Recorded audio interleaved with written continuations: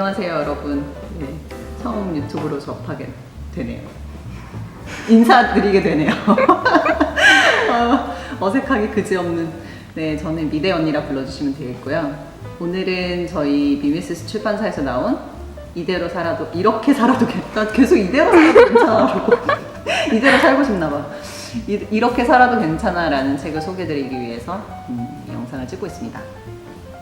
저희가 사실은 이게 지금 한 3년 전에 기획된 책이에요. 3년 전에 기획된 책이고, 어떻게 보면 미미스스라는 출판사를 아시는 분도 있고 모르시는 분도 있으시겠지만, 저희는 주로 외국 도서들을 번역해서 출간을 많이 하는데요. 이번에 정말 처음으로 이렇게 국내에서 저희가 처음부터 끝까지 기획해서 낸 책은 이 책이 처음입니다.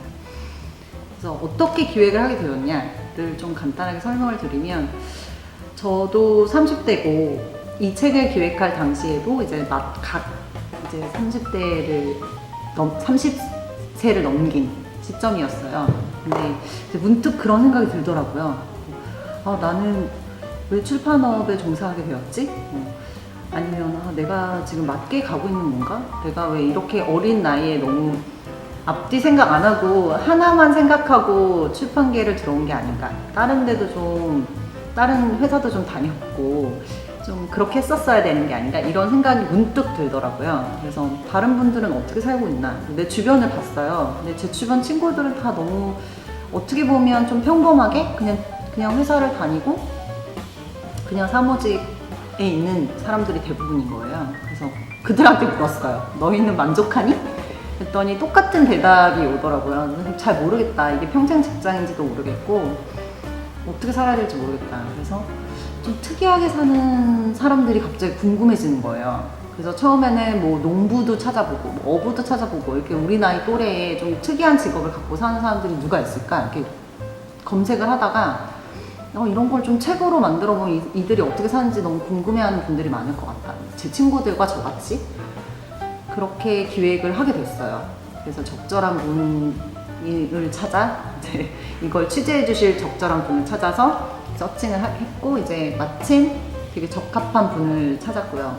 그래서 의뢰를 드리게 되었죠. 그래서 저희가 이제 여기에 들어가 있는 분들은 저희가 직접 선택을 했다기보다는 저희가 기획 의도나 이런 걸 갖고서 기획을 하긴 했지만 만들어 나가는 과정에서는 전적으로 작가님께 맡겼어요.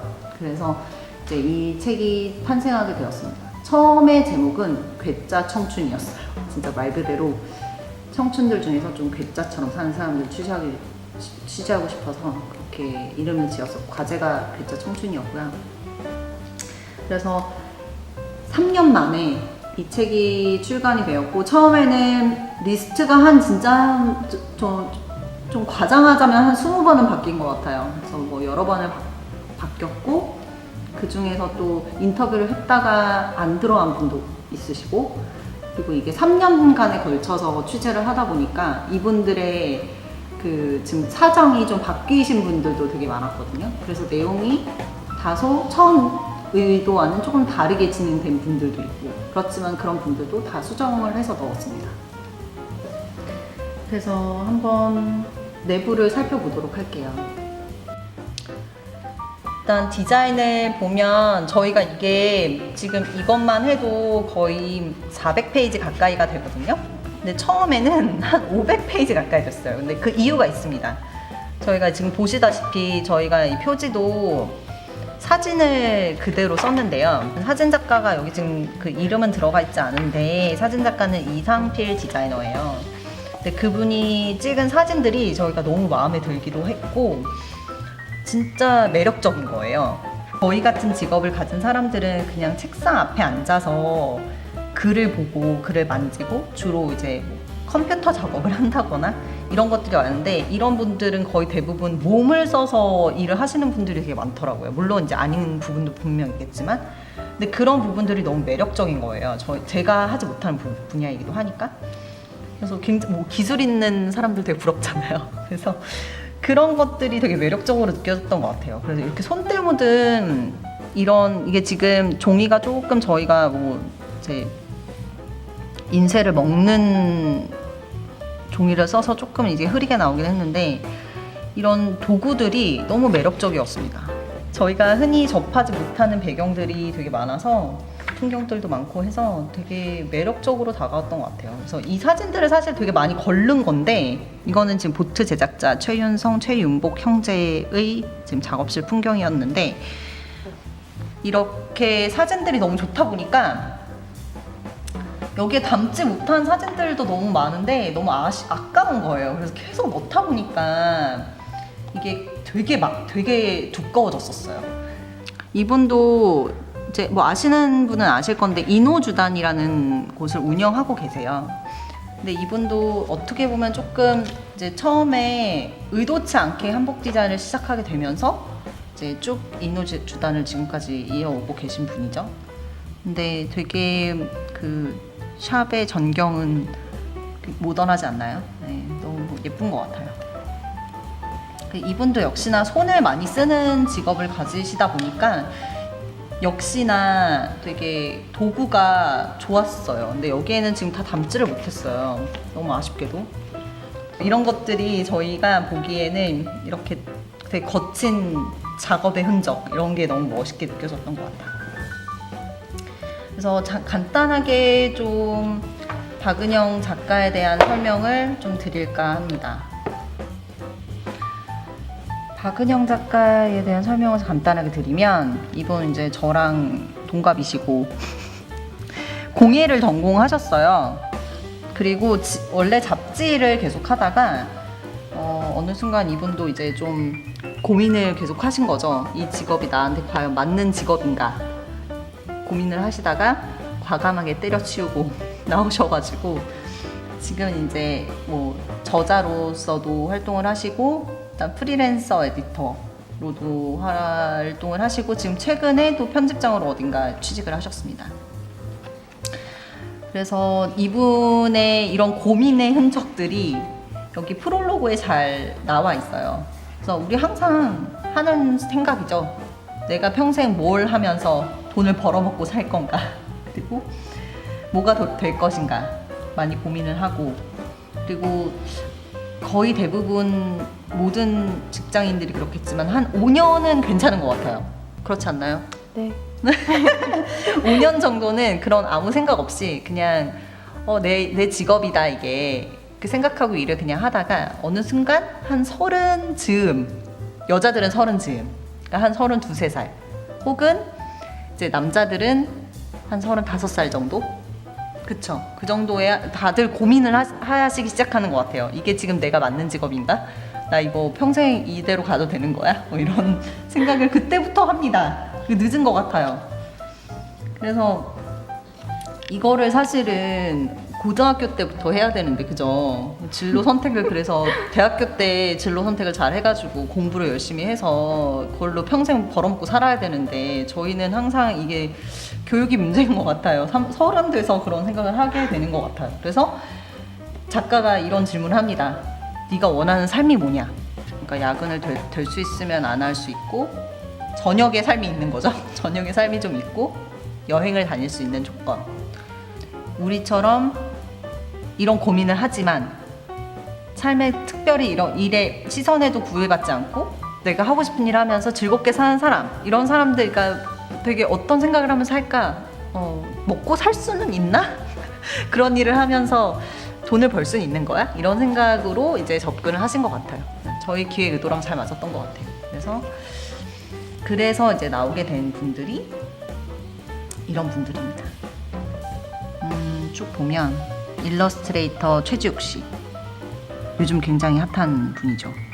그리고 보트 제작자 최윤성, 최윤복 형제 그리고 생물과학 일러스트레이터 이소영 씨 문화기획자 김선문 씨 그러니까 채화 7기를 만드시는 장인인 최민우, 최다영 남매 그리고 연극 연출가 전윤환 씨 맞춤 웨딩 디렉터 하찬현, 한재준 씨 한복 디자이너 오인경 미술가 이솔 사회적 기업가 신윤예, 홍성재 그리고 음악가, 영화감독, 만화가인 이랑씨 이분도 굉장히 좀 유명하신 분이죠.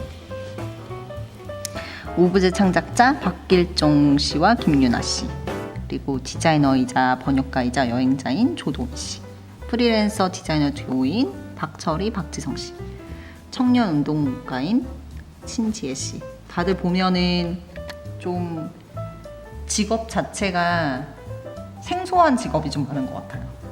특히 생물과학 일러스트레이터 이런 거 처음 들어보고요.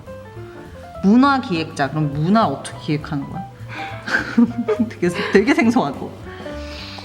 오히려 맞춤 웨딩 디렉터는 사실 3년, 5년 전만 해도 되게 특이한 직업이었는데 요즘은 조금 많아진 것 같아요. 요즘 아무래도 스몰 웨딩을 많이 하다 보니까 이런 조금 흔해지긴 했지만 그래도 이분들도 특이하죠. 그리고 한두 개의 직업이 하나의 직업이 아닌 여러 개의 직업을 갖고 계신 분들도 되게 많은 것 같아요. 여러 영역에서 이렇게 또 그렇지만 다 약간 맞닿아 있는 부분들이 다 있죠.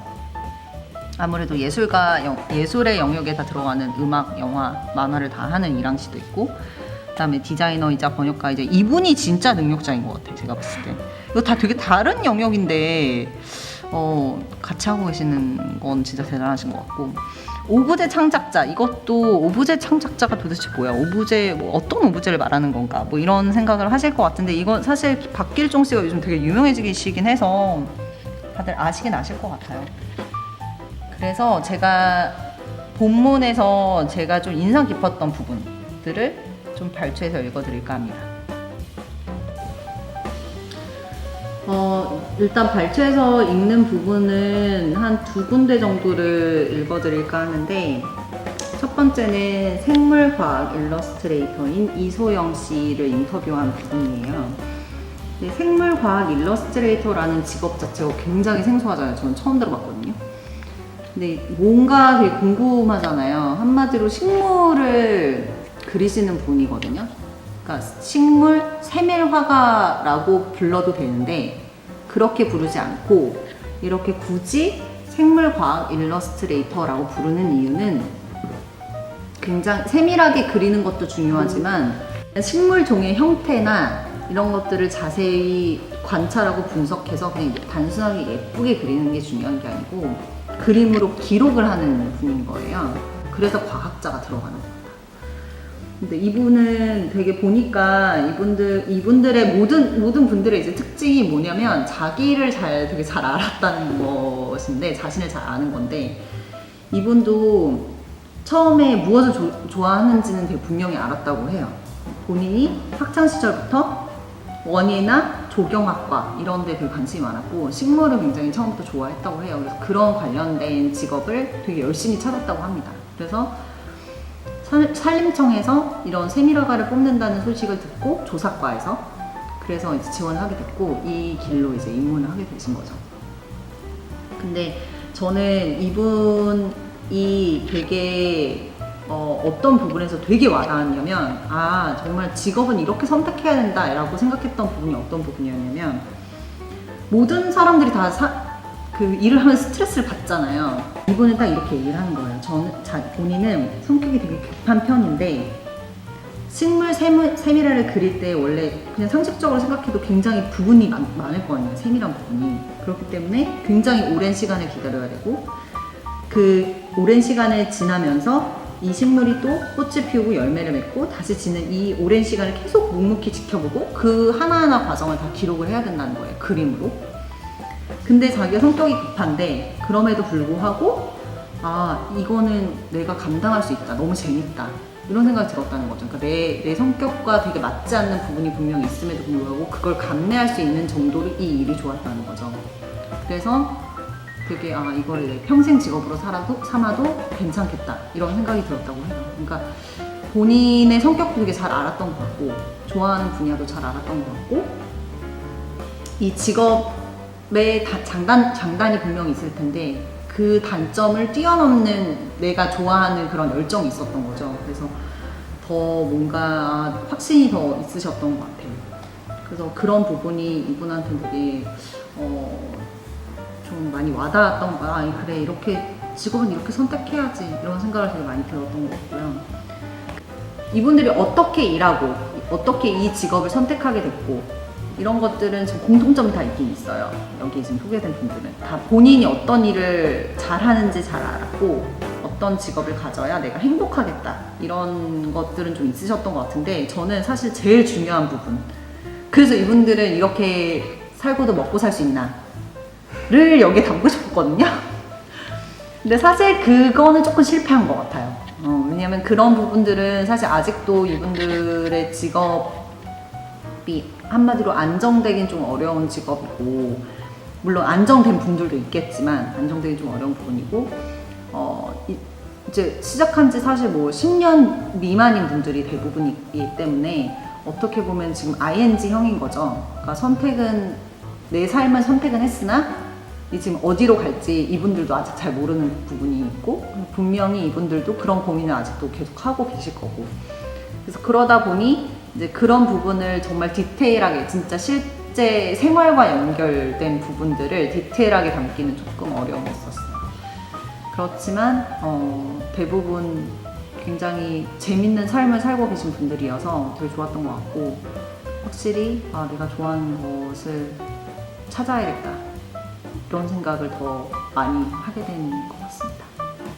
네, 그래서 책으로는 이렇게 살아도 괜찮아라는 책을 통해서 이렇게 좀 정말 약간 괴짜처럼 살고 있는 청춘들 15팀을 만났는데 이 실제로 만나뵈면 어떨까? 이런 분들도 궁금한 분들이 몇 분 계세요.